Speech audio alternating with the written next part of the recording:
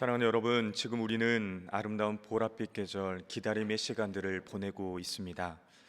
오늘은 대림절 네 번째 주간으로 네 번째 촛불, 바로 만남과 화해의 촛불을 켰습니다. 우리는 진정한 성탄절을 맞이하기 원한다면 바로 대림절 4주 동안 예수 그리스도의 오심을 기다리며 영접하기 위한 준비를 해야 할 것입니다. 신학자 폴 틸리는 인간은 기다리며 살아가는 존재다라고 했습니다. 인간은 무언가를 기다리며 또 살아간다는 것입니다. 기다림을 가진다는 것은 만남을 위한 준비를 하는 것입니다. 제가 대림절 기간 자주 듣는 찬양이 있습니다. 김민영의 신부의 노래 3지에 수록된 주를 기다립니다라는 찬양입니다. 찬양의 가사는 이렇습니다. 주를 기다립니다. 어제도 오늘도 주님 생각에 하루를 보냅니다. 주님 다시 오실 때 나를 안아주시리. 주님의 사랑의 품에 안겨서 영원히 함께하리. 어두운 세상의 등불을 들고서 주의 오심을 나 기다립니다. 나의 이름 주님 부르실 때 광명한 그곳 나 들어가겠네. 주만 사랑합니다. 세상의 모든 것 헛된 것이라 주만 사랑합니다. 아멘. 사랑 여러분, 지난 한 주 동안 여러분 무엇을 기다리며 사셨습니까? 여러분 누구를 기다리며 사셨습니까? 예수님 생각에 하루를 보내셨는지요? 우리 모두가 신랑이 오시기를 기다리는 그 신부의 설레이는 그 마음으로 주님을 기다리시기를 바랍니다. 사랑하는 사람을 기다리는 그 연인의 모습처럼 주님을 기다리는 그 설레임의 마음이 우리 모두 가운데 있기를 바랍니다. 주님을 간절히 기다리는 마음에 주님 맞을 준비를 하게 하고 주님 맞이했을 때 우리 안에 큰 기쁨이 있게 되는 것입니다. 우리를 위해 이 땅에 오신 예수님을, 또 다시 오실 그 예수님을 기다리는 시간에 저와 우리 모두는 오직 예수님께만 소망을 두고 예수님과 하나로 묶여지기를 간절히 축복합니다. 오늘 말씀은 이사야 7장 말씀과 그리고 마태복음, 누가복음, 요한복음의 말씀을 통해서 지금 우리에게 필요한 임마누엘, 그 이름의 의미를 다시 한번 우리 마음판에 깊이 새겨지기를 축복합니다. 먼저 오늘 이사야 7장 말씀은 열왕기하 15장부터 19장까지의 말씀과 그리고 역대하 28장의 말씀을 요약한 말씀이라고 볼 수 있습니다.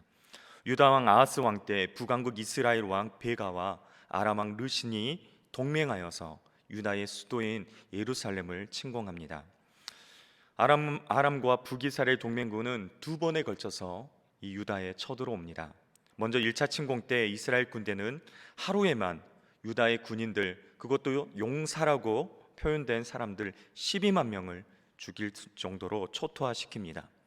그뿐만이 아니라 그들의 아내와 자녀를 합하여 무려 20만 명이라는 사람을 포로로 잡아갑니다. 1차 침공으로 인해 이미 기진맥진해 있던 남유다를 그 후에 또다시 침공했던 것입니다.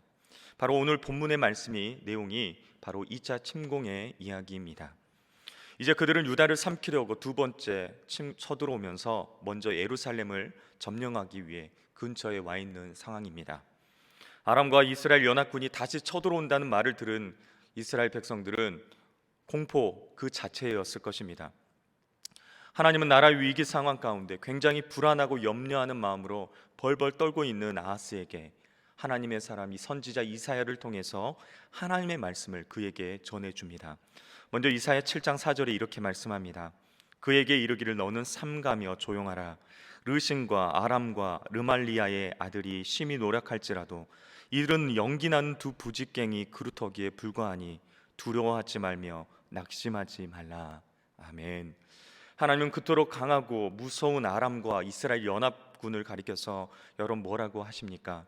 바로 연기나는 두 부직갱이 그루터기에 불과하다라고 말씀하고 있습니다. 아주 강한 것 같고 살기 등등한 것 같지만 별것 아니라는 것을 말씀합니다. 그러므로 아하스에게 두려워하지 말고 겁내지 말라라고 이사야 선지자를 통하여서 하나님은 말씀하고 계시는 것입니다. 하나님께서는 에브라임이 결코 유다를 이길 수 없으며 나아가 에브라임은 패망하여 다시는 나라를 이루지 못한다라고 이사야를 통해서 말씀하십니다. 또한 하나님께서는 아하스 왕에게도 말씀하시기를 아하스 왕에게 징조를 구하라고 하나님은 말씀하십니다. 이는 아하스 왕이 하나님과의 특별한 언약 관계에 있음을 상기시켜주는 말씀입니다. 징조는 애언의 성취와 약속의 진실성을 보장해주는 하나님의 증거가 되기 때문입니다. 이 사연은 아하스가 깊은 데에 있든지 높은 데에 있든지 무엇이든지 구하라고 이야기합니다. 무슨 징조든지 구하면 하나님께서 다 들어주실 거라고 이야기하고 있습니다. 그런데 아하스 왕의 대답이 무엇인지 보십시오. 12절의 말씀을 보면 아하스가 이렇게 말합니다. 나는 구하지 아니하겠나이다. 나는 여호와를 시험하지 아니하겠나이다 한지라. 여러분, 겉으로 보면 아주 겸손하고 믿음이 있는 것처럼 보입니다. 그러나 그는 눈에 보이지 않는 하나님을 의지하지 않고 눈에 보이는 강대국이었던 아수르를 의지하겠다라는 불신앙의 고백인 것입니다. 그는 겸손하게 하나님께 엎드려 구해야 했지만 그는 하나님께 구하지 않았습니다. 그런데 여러분, 하나님은 그럼에도 불구하고 아하스에게 친히 징조를 보여주겠다고 말씀하고 계십니다. 여러분, 그 징조가 무엇입니까? 바로 오늘 함께 보았던 바로 14절의 말씀입니다. 다시 한번 우리 14절 말씀을 합독하겠습니다. 그러므로 주께서 친히 징조를 너희에게 주실 것이라. 보라, 처녀가 잉태하여 아들을 낳을 것이요 그의 이름을 임마누엘이라 하리라. 아멘. 처녀가 잉태하여 아들을 낳는 징조를 보일 것이라고 말씀하고 있습니다. 여기에서 처녀라는 히브리어는 알마라는 단어입니다. 이는 젊은 여자, 결혼할 수 있는 나이에 있는 모든 여자를 가리키는 단어입니다. 본문은 젊은 여자가 아이를 낳을 것이라고 말하면서 그 아이의 이름을 임마누엘이라고 한다는 것입니다. 여러분, 임마누엘이라는 뜻은 하나님께서 우리와 함께 하신다라는 뜻입니다. 이 징조의 본질은 아주 가까운 시기에 그들의 나라가 멸망한다는 것을 말씀하십니다. 그 이유가 무엇입니까? 하나님께서 유다와 함께 하시기 때문이라는 것입니다. 바로 임마누엘에 초점이 있다는 것이죠. 임마누엘, 하나님께서 빠른 시간 안에 이스라엘과 아람을 물리치시고 그들을 패망시킬 거라는 약속의 말씀인 것입니다. 이것이 하나님께서 친히 아하스에게 보여주신 하나님의 징조의 말씀이었습니다. 그러면 여러분, 이 젊은 여자가 낳은 아들이 여러분 누구이겠습니까? 여기에 대하여 학자 간에 많은 논란이 있었습니다. 어떤 사람은 아하스가 낳을 아들이라고도 하고 어떤 사람은 이사야의 아들이라고도 이야기합니다. 그리고 어떤 사람은 그리스도를 가리킨다라고 주장합니다. 여러분, 우리가 알아야 할 것이 있습니다. 그것은 대부분의 예언은 이중적인 의미를 가지고 있습니다. 1차적으로 그 시대에 주는 역사적인 의미가 있고 동시에 예수 그리스도를 향한 예언적인 의미가 있습니다. 예를 들면 우리 예수님께서 예루살렘의 멸망을 예언하시면서 동시에 장차 있을 최후 심판에 대해서 말씀하셨습니다. 하나님의 공의로운 심판이라는 관점에서는 동일하지만 시간적으로, 공간적으로는 차이가 있는 것입니다. 이처럼 여자가 아이를 낳고 그 이름을 임마누엘이라고 한 예언도 역사적인 사건으로 일어났습니다. 그러나 동시에 장차 다시 오실 그리스도, 바로 메시아를 가리키고 있는 것입니다. 임마누엘이라는 이름은 하나님께서 아브라함과 맺은 언약의 핵심 내용입니다. 하나님의 택한 백성과 함께 하십니다. 그들은 하나님의 백성이 되고 하나님은 그들의 하나님이 되시는 것이죠.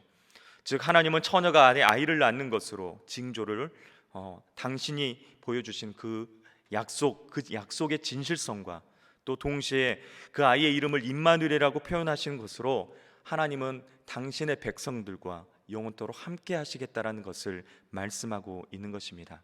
바로 이는 하나님의 구원의 선포를 나타내는 것이었습니다. 사랑하는 여러분, 임마누엘의 징조는 이사야 선지자가 악한 이 유다 왕 아하스에게 전한 메시지였지만 이 메시지는 이제 시간이 지나 700여 년이 지난 후에 바로 성취가 되는 놀라운 역사가 나타납니다. 바로 마태복음에 의하면 천사가 요셉에게 현몽하여 하나님의 아들이 그의 정혼녀 마리아에게 성령으로 잉태되었음을 예고하고 말하고 있습니다. 마태복음 1장 21절부터 우리 23절 말씀을 다 같이 함께 보겠습니다. 아들을 낳으리니 이름을 예수라 하라. 이는 그가 자기 백성을 그들의 죄에서 구원할 자이심이라 하니라. 이 모든 일이 된 것은 주께서 선지자로 하신 말씀을 이루려 하심이니 이르시되 보라, 처녀가 잉태하여 아들을 낳을 것이요 그의 이름은 임마누엘이라 하리라 하셨느니 이를 번역한즉 하나님이 우리와 함께 계시다 함이라. 아멘. 예수 그리스도는 이 땅에 자기의 백성을 그들의 죄에서 구원할 자로 오신다라고 말씀합니다. 그리고 임마누엘, 우리와 함께 하시기 위해서 이 땅에 오신다라고 말씀합니다. 하나님은 세상 사람들이 이해할 수 없는 방법으로 성자 예수님을 이 땅에 보내셨습니다. 사람들은 전혀 예상하지 못했습니다. 예수님이 오신 방법은 우리가 전혀 상상할 수도 없는 그러한 방법이었습니다. 마리아와 요셉은 약혼하고 그리고 동거하기 전이었습니다. 그런데 처녀 마리아가 성령으로 잉태되었다는 것이죠. 그리고 아들을 낳고 그 아들의 이름이 바로 예수 그리스도인 것입니다. 예수님은 우리의 죄 때문에 죄로부터 우리를 구원하시기 위해서 육신을 입고 이 땅에 오셨습니다. 예수님은 근본 하나님의 본체이셨습니다. 그런데 우리 죄인들과 임마누엘 하시기 위해서 친히 육신을 입고 이 땅에 오셨다라는 것입니다. 그것도 가장 큰 왕이 아니라 아주 작고 연약한 아기의 모습으로 이 땅에 오셨습니다. 누가복음 1장에도 오늘 본문의 말씀은 기록되어 있습니다. 누가복음 1장 31절부터 33절 말씀을 다시 한번 함께 보겠습니다. 보라, 내가 잉태하여 아들을 낳으리니 그 이름을 예수라 하라.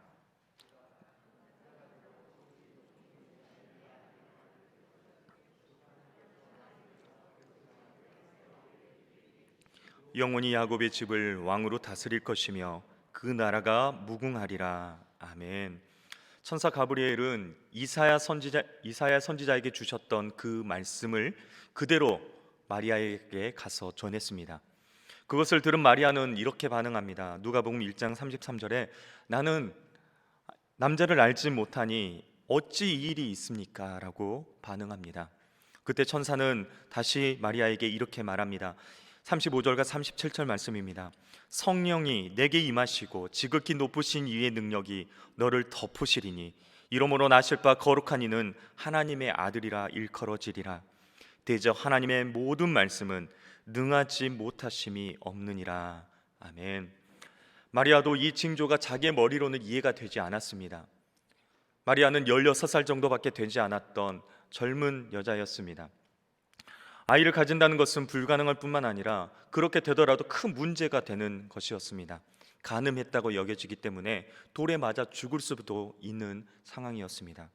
그래서 말이 되지 않는 것 같은 이 하나님의 말씀을 받아들이느냐, 아니면 현실적으로 안전한 길을 선택해서 하나님의 말씀을 거부하느냐, 이 선택의 갈림길에 있었던 것입니다. 그때 마리아는 여러분 어떻게 반응하는지 보십시오. 38절 말씀입니다. 마리아가 이르되 주의 여종이오니 말씀대로 내게 이루어지이다 하매 천사가 떠나가니라. 아멘. 마리아는 하나님의 말씀을 받아들입니다. 말씀대로 이루어지기를 바라는 그 믿음으로 그 하나님의 말씀을 받아들이는 것이죠. 앞으로 당하게 될지, 어떤 일을 당하게 될지 모르는 이 현실적인 어려움을 넘어서는 그 믿음의 표현을 하게 되는 것입니다. 그 결과 성령의 능력이 마리아에게 임하게 되었고 메시아에 대한 구약의 그 언약의 그 예언의 말씀이 성취된 것이었습니다. 마리아는 주님의 뜻에 따르겠다고 하면서 겸손히 자신을 낮춥니다. 그리고 마리아는 하나님께 전적인 신뢰와 하나님의 말씀을 순종하는 그 모습을 보여준 것입니다. 비천한 자신을 통해서 거룩하신 하나님의 아들이 태어나는 것이 하나님의 뜻이라면 하나님의 뜻대로, 하나님의 말씀대로 이루어질 것이라는 것을 믿음으로 선포했던 것입니다. 사랑하는 여러분, 저와 우리 모두도 하나님의 말씀이라면 하나님 그 말씀대로 내게 이루어지리이다, 그렇게 선포하고 순종할 수 있는 저 우리 모두가 되기를 축복합니다. 여러분, 마지막으로 우리 요한복음 1장 14절의 말씀에도 임마누엘이 하나님이 나타나십니다. 우리 요한복음 1장 14절 말씀을 함께 합독하겠습니다. 말씀이 육신이 되어 우리 가운데 거하시며 우리가 그의 영광을 보니 아버지의 독생자의 영광이요 은혜와 진리가 충만하더라. 아멘. 여러분, 말씀이 육신이 되어 우리 가운데 거하심에, 이것이 바로 임마누엘인 것입니다. 태초에 천지를 창조하신 그 하나님, 말씀이신 하나님이 자신을 낮추어서 육신이 되었고 우리 가운데 오셔서 함께 거하신다라는 것입니다. 말씀이 육신이 되어 우리 가운데 거하시는 것을 우리는 성육신했다라고 알고 있습니다. 영어로는 이 성육신을 인카네이션이라고 합니다. 하나님께서 사람의 몸으로 세상에 오신 것, 이것을 다른 표현으로 눈높이를 맞추는 것이다라고 표현할 수 있습니다. 여러분, 예를 들면 이렇습니다. 손자 손녀가 여러분 태어난 경우 할아버지 할머니들의 모습을 보면 이 성육신의 인카네이션을 느낄 수 있습니다. 할아버지 할머니가 손자 손녀를 볼 때 표정은 다 한결같지요. 얼굴에 웃음이 가득하고 허리를 굽히고 몸을 낮춰서 그 손자 손녀들을 보며 눈을 맞추고 이야기를 합니다. 대화를 하는 것이죠. 말이 잘 되지 않는 어린아이에게 옹알이 같은 말도 하면서 대화를 하려고 합니다. 할아버지 할머니의 목소리가 아닌 그 어린아이의 목소리로 변하게 되는 것이죠. 그렇게 자신을 낮추어 아이 수준으로 대화하려고 하는 그런 모습이 바로 성육신 했다라는 것을 나타내는 것입니다. 또 여러분, 우리가 청각 장애자들이 들을 수 없고 말할 수 없는데, 들을 수 없고 말할 수 없기 때문에 정상인들이 수화를 배워서, 지금도 오히려 수화로 표현하고 있지 않습니까? 수화로 대화하려고 합니다. 그렇게 수화를 배워서 말이 잘 통하지 않는 청각 장애인들과 소통하려고 하는 그 모습 또한 성육신하는 바로 인카네이션이라고 우리는 알 수 있습니다. 마지막으로 선교사님들이 삶의 열악한 그 환경 속에서 그 원주민들의 힘든 삶을 마다하지 않고 원주민들과 함께하는 삶, 그것도 바로 성육신 인카네이션이라고 할 수 있습니다. 여러분, 무엇을 말씀하는 것입니까? 낮아지는 것입니다. 낮아지는 이유는 나에게 있는 것이 아니라 상대방에게 있는 것입니다. 상대방을 사랑하니까, 상대방에게 관심이 있으니까 내가 낮아지는 것입니다. 낮아지면 여러분 통하기 때문인 것입니다. 하나님께서 이 낮고 낮은 이 땅 위에 인간의 몸으로 성육신 하신 이유는 바로 저와 여러분을, 인간을 사랑하시고 저와 우리에게 관심이 있으시기 때문에 바로 성육신 임마누엘 하셨다라는 것을 여러분 말씀하는 것입니다. 하나님께서 인간의 몸으로 세상에 오신 이유를 요한복음 14장 6절에서 찾아볼 수 있습니다. 요한복음 14장 6절입니다. 예수께서 이르시되 내가 곧 길이요 진리요 생명이니 나로 말미암지 않고는 아버지께로 올 자가 없느니라. 아멘.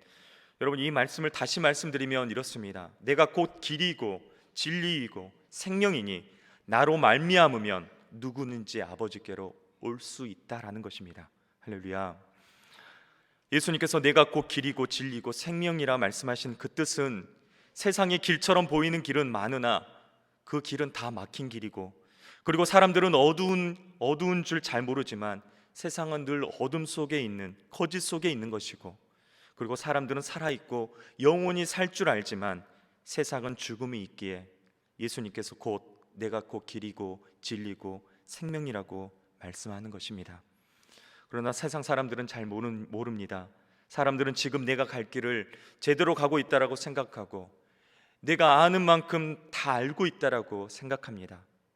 그리고 죽음에 대해서 별로 생각도 하지 않고 두려워하지도 않은 채 살아갑니다. 그러나 여러분, 그렇게 살아가지만 예수님 오시기 전에 세상은 막힌 길이었고 진리가 없는 거짓이 가득한 세상이었고, 그리고 죽음으로 끝나는 세상일 뿐인 것입니다. 사람들이 예수님을 모를 때는 방법이 없었습니다. 그러나 이제 사람들은 예수님을 모를 수는 있지만 방법이 있는 것입니다. 예수님이 세상에 오시기 전에는 아무리 노력해보고 아무리 찾아보려고 해도 길과 진리와 생명을 찾아볼 수 없었습니다. 그러나 예수님이 오신 이후에는 본인들이 몰라서 못 찾는 경우는 있지만, 여러분, 무엇이 길인가, 무엇이 진리인가, 무엇이 생명인가, 여러분 그렇게 관심을 갖고 찾으면 바로 찾을 수 있다라는 것입니다. 그래서 예수님을 만나면 바로 누구나 길을 알게 되고 또 진리를 알게 되고 생명을 얻게 되는 것입니다. 바로 인간의 몸으로 오신 바로 예수 그리스도의 성육신 하신 중요한 의미가 되는 것입니다. 사랑하는 여러분, 우리 예수님께서는 바로 인간의 모습으로 우리를 위해서 하늘 보좌, 그 높은 하늘 보좌를 버리시고 낮은 이 땅 가운데 오셨습니다. 우리를 사랑하셔서 가장 놀라운 방법으로, 가장 완전한 지혜로 하나님께서 친히 인간의 몸으로 이 땅에 오셨다는 것입니다. 그리고 예수님께서는 우리의 죄를 대신하셔서 십자가에 달려 죽으심으로 우리를 죄와 사망의 권세에서 구원해 주셨습니다. 뿐만 아니라 사흘 만에 부활 승천하심으로 우리에게 성령을 보내 주셨습니다. 그래서 우리를 고와 같이 버려두지 않으시고 영원토록 함께 하시겠다 약속하셨습니다. 영으로 우리 안에 거하시는 성령은 보혜사이십니다. 항상 옆에 서서 우리를 도와주시는 분이신 것입니다. 우리의 힘이 되시고 우리의 능력이 되시고 우리의 지혜가 되시는 것입니다. 우리 아버지가 되시고 또 기묘자가 되시고 모사가 되십니다. 우리가 힘들고 어려울 때 말할 수 없는 탄식으로 우리를 위해 중보하시는 중보자가 되십니다. 사랑하는 여러분, 예수님은 당신이 택한 하나님의 백성들과 함께 언제나 함께 하시는 임마누엘 하나님이십니다.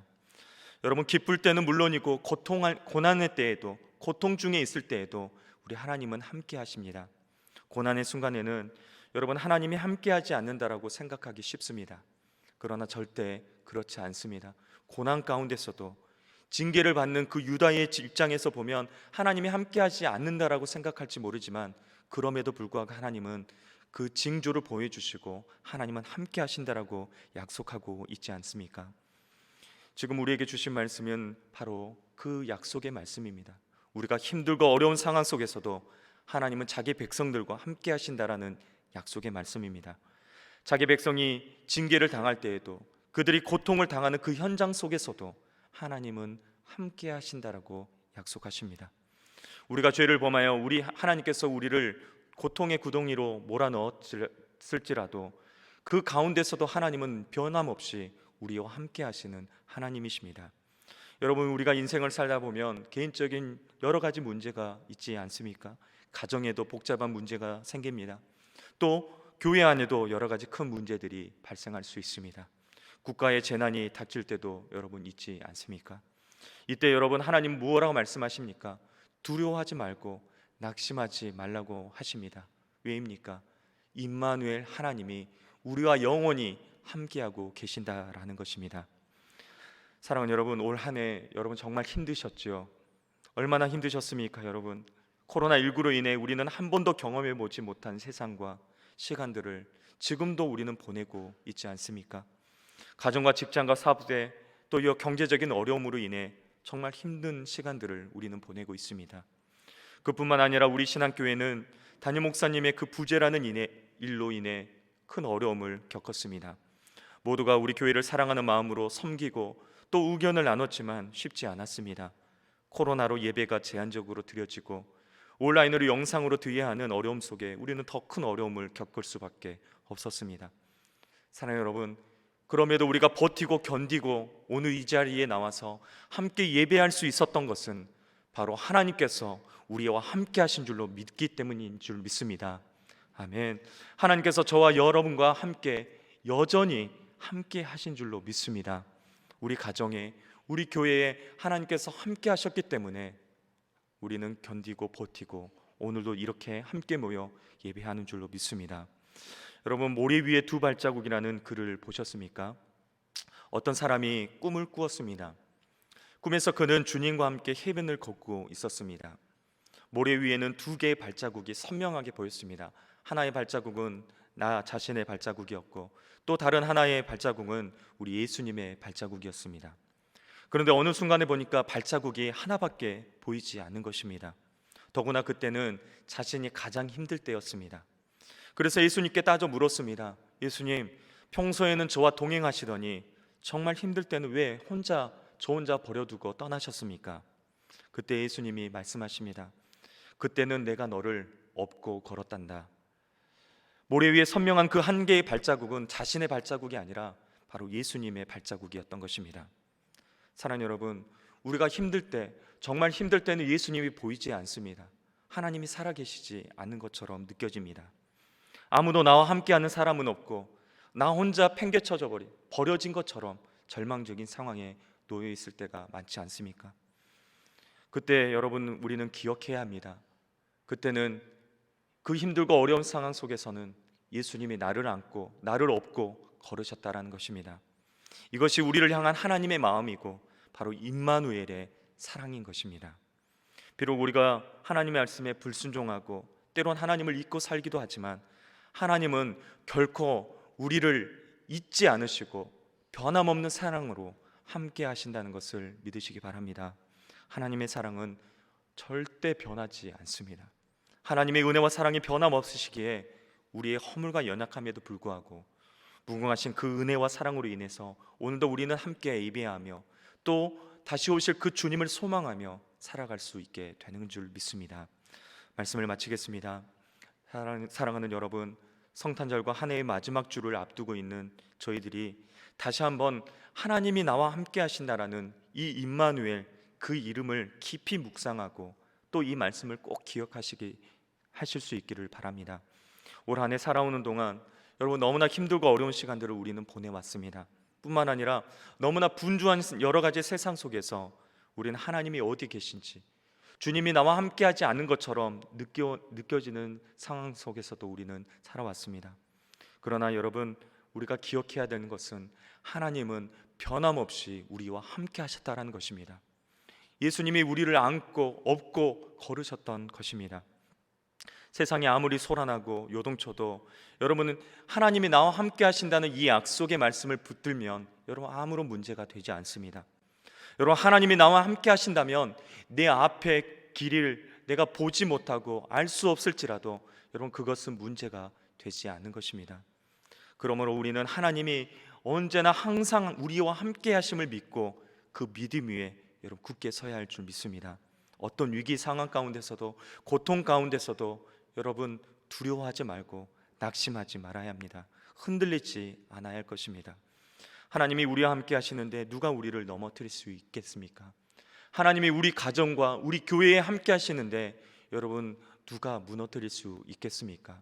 여러분 절대 무너지지 않는 것입니다. 하나님이 우리 가정과 우리 교회에 함께 하시기 때문입니다. 사랑하는 여러분, 하나님은 여전히 변함없이 우리와 함께 하셨습니다. 그리고 우리 예수님께서는 성경 말씀 그대로 다시 이 세상에 오실 것입니다. 요한계시록 22장 12절에 이렇게 말씀합니다. 보라, 내가 속히 오리니 내가 줄 상이 내게 있어 각 사람에게 그가 행한 대로 갚아주리라. 아멘. 이 말씀대로 우리 예수님은 다시금 오셔서 우리에게 상을 주시고 하나님 나라로 인도하실 것입니다. 제 이름을 기다리는 우리에게 또다시 임마누엘의 징조를 친히 보내주신 그 예수님을 말씀을 기억하십시오. 하나님은 영원히 우리와 함께 하실 것입니다. 우리 마지막으로 요한계시록 22장 20절 말씀을 함께 합독하고 말씀을 마치겠습니다. 이것들을 증언하신 이가 이르시되 내가 진실로 속히 오리라 하시거늘 아멘. 주 예수여 오시옵소서. 아멘. 기도하시겠습니다.